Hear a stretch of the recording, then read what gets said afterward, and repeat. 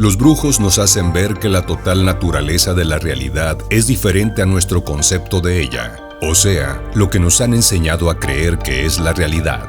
Intelectualmente estamos dispuestos a jugar con la idea que la cultura predetermina nuestra existencia, nuestra conducta, lo que estamos preparados para aprender y lo que podamos sentir. Pero no estamos dispuestos a corporizar esta idea, aceptarla como una propuesta práctica y concreta. Y la razón es que no queremos aceptar que la cultura también predetermina lo que somos capaces de percibir. Los brujos saben que en la realidad o el mundo tal y como lo conocemos, consiste apenas de un acuerdo extraído a cada uno de nosotros. Se podría hacer que ese acuerdo se derrumbe dado que es apenas un fenómeno social, y cuando se derrumba, todo el mundo se derrumba con él. Los brujos derriban los parámetros de la percepción socialmente determinada, y para comprender lo que quieren decir con eso, uno debe prestar la mente tanto como el cuerpo. Debe ser una rendición consciente y sin miedo. Un principio básico en el chamanismo es que existen dos realidades y que la percepción de cada una de ellas depende del estado de conciencia del individuo. Por lo tanto, aquellos que se encuentran en un estado de conciencia ordinario perciben solo la realidad ordinaria. Aquellos que se encuentran en el estado de conciencia chamánica son capaces de entrar y percibir la realidad no ordinaria. Se les llama realidades a ambas porque la experiencia de cada una es empírica. Se reconoce que cada una de ellas tiene sus propias formas de conocimiento y relevancia para la existencia humana. La realidad no ordinaria no es una realidad consensual e indudablemente, si lo fuera, los chamanes no tendrían función alguna, ya que su responsabilidad es alterar su estado de conciencia y percibir lo que otros no pueden percibir. Una de las características que distingue al chamán es la capacidad de moverse a gusto entre ambas realidades con disciplina y propósito para sanar y ayudar a los demás. Un principio corolario es que las formas individuales que se encuentran en la realidad no ordinaria son reales en sí. Se les llama espíritus y el practicante chamánico los considera reales porque interactúa con ellos. Esta interacción implica percepción directa con todos los sentidos. En otras palabras, para el practicante chamánico, la existencia de los espíritus no es una creencia ni una hipótesis, sino un hecho empírico. En la realidad no ordinaria, los chamanes ven, tocan, huelen y oyen a los espíritus. Para ellos son reales como los seres humanos con quienes interactúan en la realidad ordinaria. A medida que desarrolla su trabajo, el chamán va descubriendo cuáles de los entes que ha encontrado son de ayuda personal o espíritus tutelares que ofrecen ayuda milagrosa para sanar y predecir. El mundo es tal como parece y sin embargo no lo es. No es tan sólido y real como nuestra percepción nos ha llevado a creer, pero tampoco es un espejismo. Nosotros percibimos, pero lo que percibimos no es un hecho del mismo tipo, porque aprendemos qué percibir. La realidad es una, pero tiene dos aspectos diferentes, el tonal y el nahual. El tonal es la realidad que podemos percibir con los sentidos y se asocia con la razón y el habla, con el lado derecho, con el primer anillo de poder y con la llamada primera atención, la atención de nuestra mente racional. La otra realidad es el nahual que se asocia con la voluntad y los actos, con el lado izquierdo, con el segundo anillo de poder y con la llamada segunda atención. Esta segunda atención es con la que percibimos esa otra realidad que no tiene forma y que no se puede describir, sino simplemente atestiguar.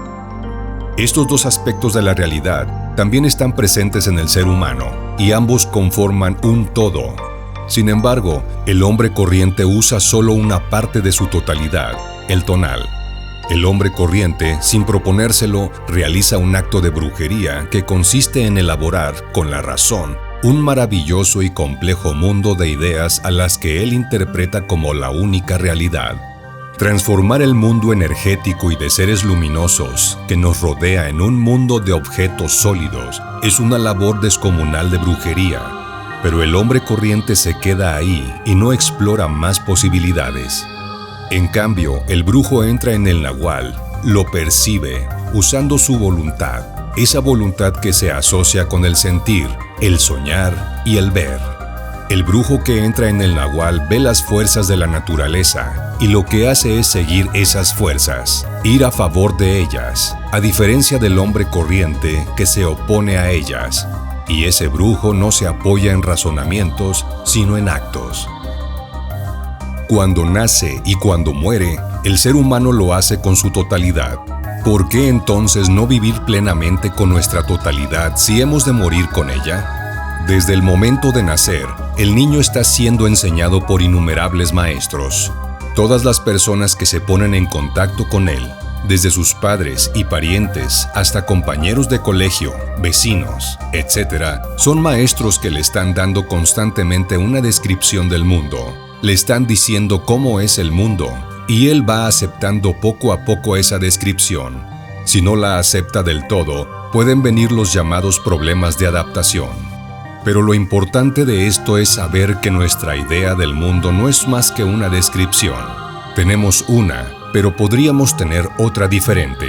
De hecho, cada persona tiene su propia imagen del mundo, aunque hay una que predomina socialmente, que prevalece, por simple consenso tácito de la mayoría. Lo importante de esto es tomar conciencia de que, en realidad, no sabemos cómo es el mundo. Aceptamos una descripción de él, pero el mundo no es así, simplemente nosotros lo vemos así. Cualquier descripción del mundo que nos hagamos la hacemos con la razón, que está asociada al habla, que percibe la forma de las cosas, pero no su esencia. El hombre corriente solo mira, pero no ve. El brujo y el hombre de conocimiento ven. Por ejemplo, el ser humano es una especie de huevo luminoso para alguien que ve. Nuestra esencia como seres es la luz. Somos seres luminosos, pedacitos de sol. Y para un brujo aparecemos así. Este ver o clarividencia lo poseía, por ejemplo, el sabio y médico Paracelso, quien veía la naturaleza oculta de las plantas y de los minerales y podía ver sus propiedades curativas. Este ver implica un conocimiento y un contacto con la naturaleza, que es en definitiva lo que caracteriza al brujo y al hombre de conocimiento. Por ello los videntes hablaban con las plantas, hablaban con los animales, porque todo está vivo, y esta es también una de las premisas de la verdadera magia. La concepción de la realidad y la concepción de la realidad de los chamanes está ligada al movimiento del punto de encaje. Los chamanes sostienen que cualquier cosa que percibimos delante nuestro está determinada por la ubicación del punto de encaje. Nacemos dentro de esta realidad. Ahora bien, los chamanes miran la realidad de forma inmediata. En vez de funcionar con apariencias de la manera en que nosotros lo hacemos en la vida cotidiana, nosotros no percibimos directamente. Nosotros ya hemos filtrado nuestra percepción a través del lenguaje, a través de nuestra cultura, a través de nuestras experiencias pasadas. No estamos percibiendo directamente. El entrenamiento de los chamanes es para regresar a esa percepción directa de la realidad. Ellos se hacen las mismas preguntas que los fenomenólogos. ¿Qué es la percepción? ¿Qué es la realidad? ¿Qué es el acordar? Pero ellos dicen que la percepción es realmente un asunto de tener el punto de encaje en la misma posición. O, digamos que el acordar es que todos tengan el punto de encaje en el mismo lugar. Cuando se mueve de ese lugar, se constituyen otras realidades tan reales como esta en la que nos encontramos ahora.